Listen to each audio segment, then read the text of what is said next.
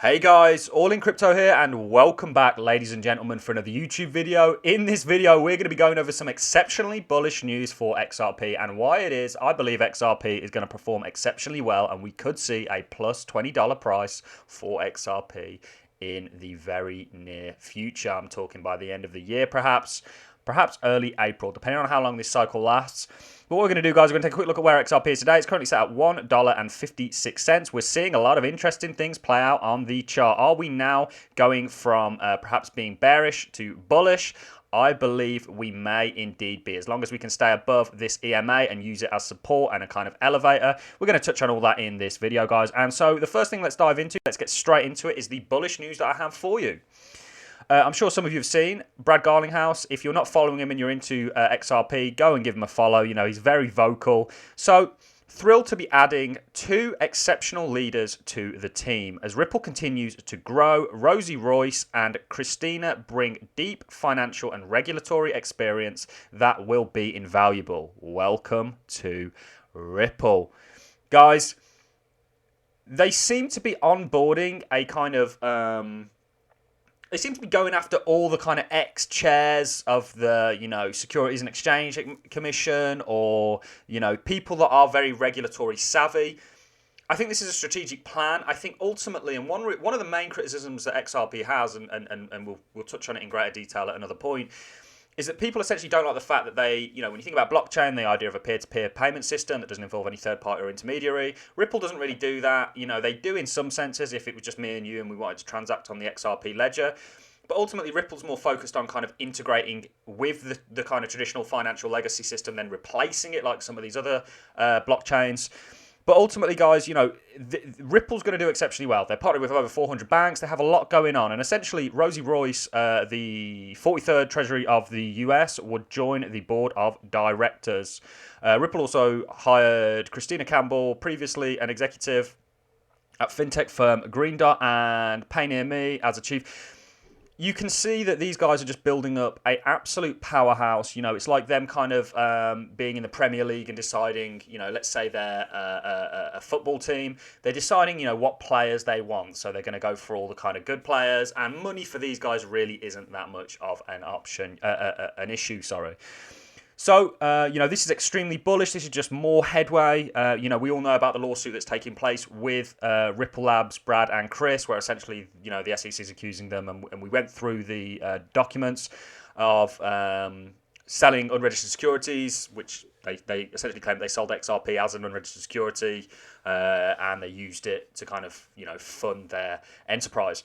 But, I think that the lawsuit's actually looking quite weak. The last update I gave you about a week ago, we spoke about the fact that the SEC had been caught going to other jurisdictions and trying to get information on their dealings that they have had with Ripple. And it's kind of a bit of a sneaky move. It seems like they're clutching at straws. And ultimately, I do think the lawsuit is not only going to work in XRP and Ripple's favours, but the entire crypto space. Because it could be the catalyst for actual regulatory clarities. I mean, Brad tweeted here, and this is why you should go and follow him, guys, because he's very vocal. 10 years later, the SEC still lacks a clear regulatory framework for cryptocurrency assets like XRP and are open sourced, global by nature, and hundreds of projects are built with XRPL. Innovation can't be stopped. It may just thrive out of the US. Thanks. Whatever. So he essentially, he's very, very vocal and they are clutching at straws, the SEC. Ultimately, I don't believe that they will define XRP as a security, as it's not. They are onboarding a really, really strong team at the moment. And ultimately, the price of XRP, in my opinion, is going to do very well. And we've been watching this 4-hourly. We said that we were looking in our last video like we were going to go above it. This is a common trait that you get before a breakout, guys. We've literally just spoke about this on our video on Chainlink. This kind of thing here, what you're doing is you're exhausting the sellers with this move. So you're going above it, you're exhausting that sell pressure, and that sell pressure evaporates essentially for the buyers to take hold. And if this EMA essentially switches and starts to act as support, so you come back down at some point, and you start to kind of impulse upwards, that's beautiful. That's more continuation that we're going to see for XRP, and ultimately, XRP is going to do exceptionally well throughout the year. We do have, like I say, an in-depth price prediction coming for XRP at some point, where we're going to set some fibs up. We're going to look at some Elliott wave theory and stuff like that. Talking about Elliott wave theory, when we sold below this, we did think we could be in for a bit of an A, B, C correction after our kind of 3 waves. We talk a lot about the Elliott wave theory and how you can kind of see that theory and structure playing out throughout the cryptocurrency market. And we did say that we could indeed be going through, that's our 1 wave, 2 wave. I mean, it doesn't really, just based on the size of the waves, certainly the impulsive waves, it doesn't really follow the Elliott wave theory very well. It does still follow it. And then what you'd have from that essentially would be your A, B, and C correction down. We did think that was a possibility. Regardless if it does that or it continues to kind of use that EMA as support, just look at the fundamentals of this project. I have a very love-hate relationship with XRP. XRP was one of the cryptocurrencies that I actually deployed most capital to in the bear market. And I got somewhat fatigued. I didn't sell any of my XRP. I still hold my bag. I have a very large bag of XRP that has done very well over the past couple of months. However, I don't want to say I lost interest in it. I just found that other coins were kind of outperforming it and looked like they were going to outperform, and they did. And I decided to kind of diversify my capital instead of putting it into XRP on a dollar cost average basis. Other coins, more heavily. But XRP was, for me, one of my staple cryptos, still is to this day.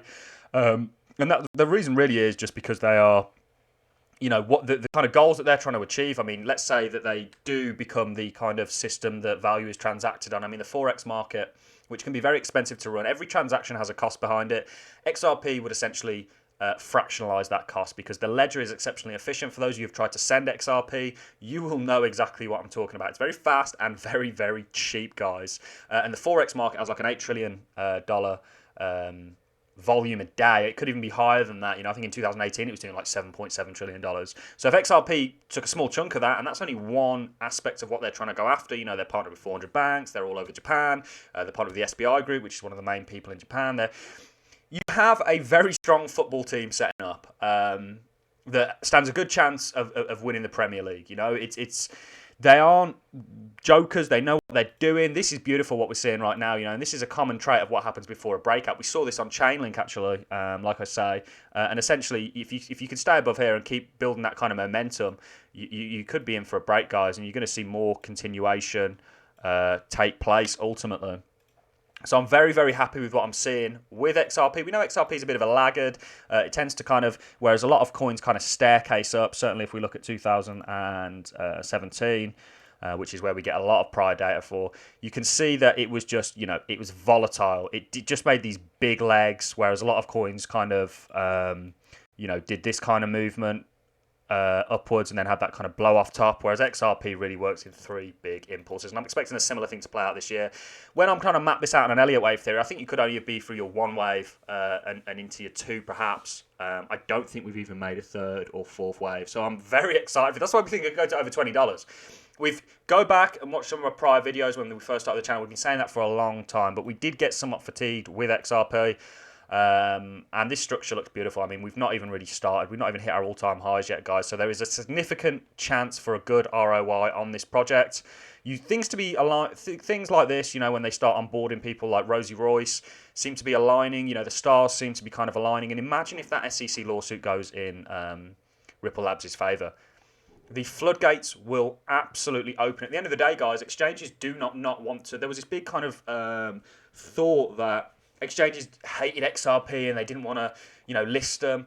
Exchanges want to make money at the end of the day. So a product that they know people are going to buy, they're going to sell. It's as simple as that. It's nonsense when they say that, there's this big conspiracy and, ultimately exchanges will. A lot of them didn't really delist XRP. They just halted trading like Coinbase and places like that. They will onboard that again. It will be just in time. I think you have such a good thing setting up. And like I said, I think the lawsuit's going to be bullish for not only Ripple and XRP, but the entire crypto space. I think it could give some more clarity on regulations. And like I say, it did seem like they were clutching at straws going to other jurisdictions and trying to, prize information without even telling them that they sort of told them that they didn't. I've been following the lawsuit very, very closely, and honestly, I'm liking what I'm seeing.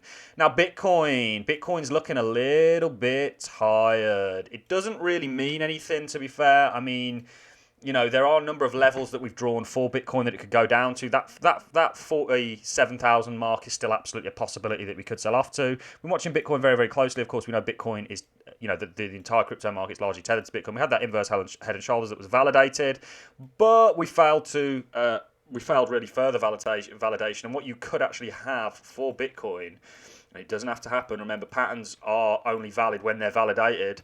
You could be having a head and shoulders setup, which wouldn't bother me, guys. Like I say, you guys know my opinion.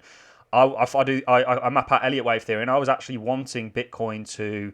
I think it would have been healthier if we came more down to this EMA before, you know, we kind of continue on in this bull run. But it doesn't have to happen. We could have done that. You know, you are seeing a lot of sell pressure getting exhausted at the moment.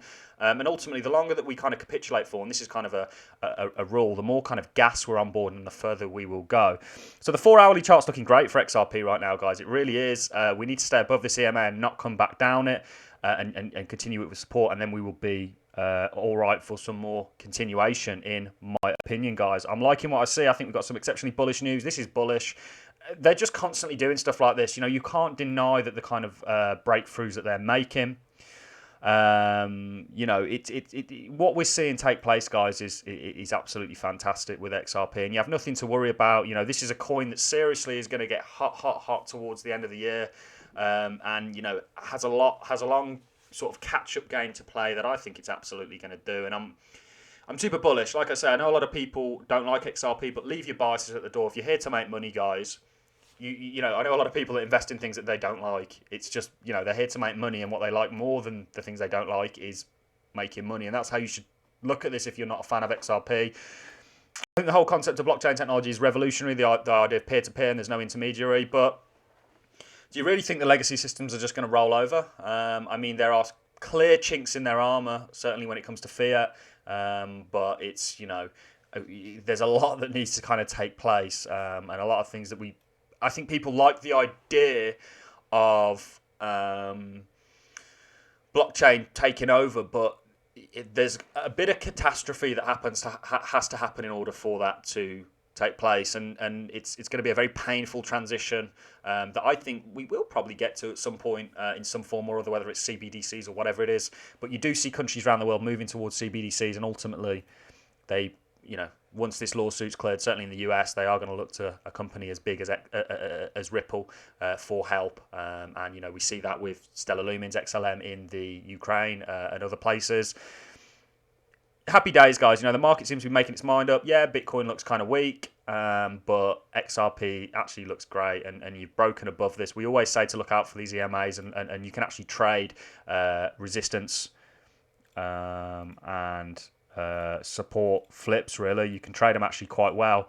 So you could open a long position. I always say, do not trade this market unless you know what you're doing. But one thing that I do occasionally do is, once we break this EMA and I can see it's broken with momentum, open a long position. But like I say, you're better off just hodling, guys, for those of you who aren't really savvy traders, because a lot of the times you'll outperform the traders. So that's all I have for you in this video, guys. Bullish news for XRP. Very, very happy. We did give you an update last week where we said things were looking good, even if we sell off, guys, and we do make that ABC correction that, you know, we had kind of theorized that we may be going through. It's not the end of the world, guys, and ultimately it's going to lead to more continuation and another move similar to this one. So either scenario is bullish. That's all I have for you in this video, guys. If you've enjoyed the content, a like is always appreciated. We are going to keep you up to date on XRP and a number of other projects on a daily basis, hopefully soon, when I get a little bit more time and work kind of quietens up.